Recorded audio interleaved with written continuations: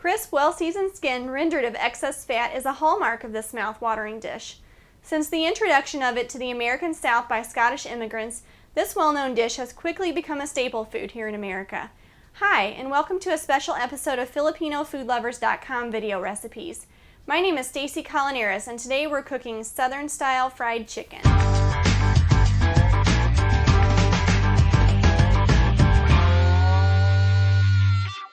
Cooking is fun and very rewarding, but in order to keep it that way, we must follow a few simple steps in order to keep our kitchen experience enjoyable and accident-free. Poor sanitation and improper handling is the #1 cause of food poisoning bacteria, such as Salmonella and E. coli. Here are a few tips I would like to go over before we begin cooking this recipe. First, clear the countertops and kitchen sink from dishes and other meat and vegetables to avoid cross-contamination. Wash your hands thoroughly each and every time after handling chicken before coming in contact with anything else. Never judge the doneness of chicken by sight. Always use a trustworthy thermometer to assure the proper temperature has been reached. And last but not least, keep your knives sharp. Believe it or not, there are more accidents that occur in the kitchen using dull knives than sharp ones. When it comes to fried chicken, there are some exciting ways I've heard people batter their chicken, ranging from traditional flour, corn flour, breadcrumbs, crushed saltine crackers, crushed pork rinds, crushed cornflakes, and biscuit mix, to name a few. Also, some people prepare thicker batter than others, such as dipping the chicken in buttermilk or a milk-egg mixture before rolling it in the flour mixture. Whatever your preference may be, you can certainly get creative with this well-known dish to satisfy your taste palette in many ways. When breading chicken pieces, you must first decide which you prefer when it comes to it. Do you like thick batter? And if your answer is yes, then using a buttermilk or egg milk mixture is your best bet. However, if you don't like thick breading, then you may want to bread your chicken without it.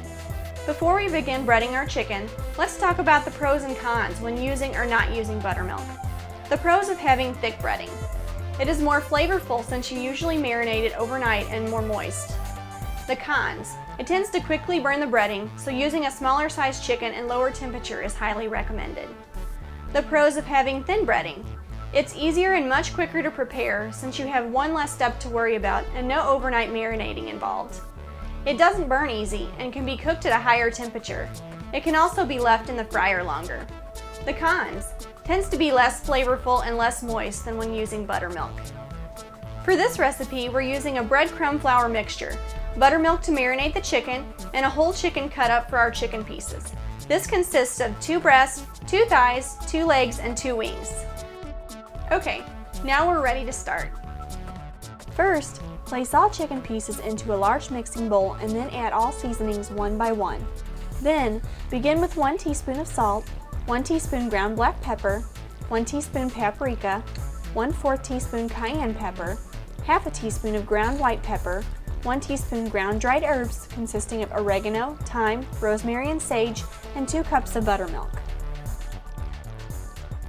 Mix all the ingredients well, cover your bowl, and let it set overnight in the fridge.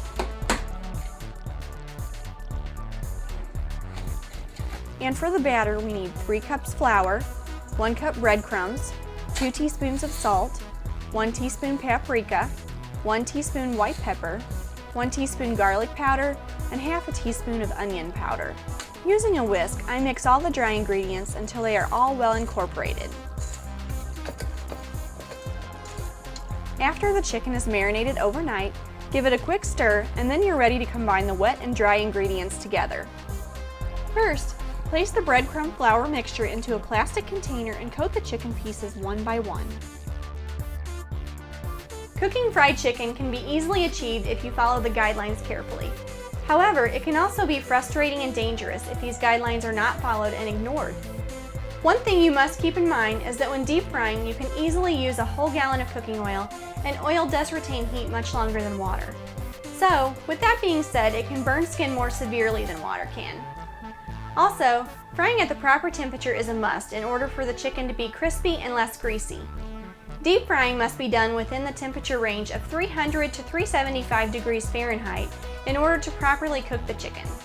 Set the temperature to 300 degrees Fahrenheit and load the chicken into the deep fryer basket without overcrowding it.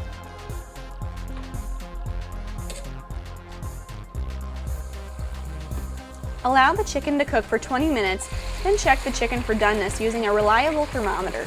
Your thermometer must read at least 180 degrees Fahrenheit to assure that the chicken is fully cooked and safe to eat. After that, place the chicken on a plate lined with paper towels before plating to further remove excess oil.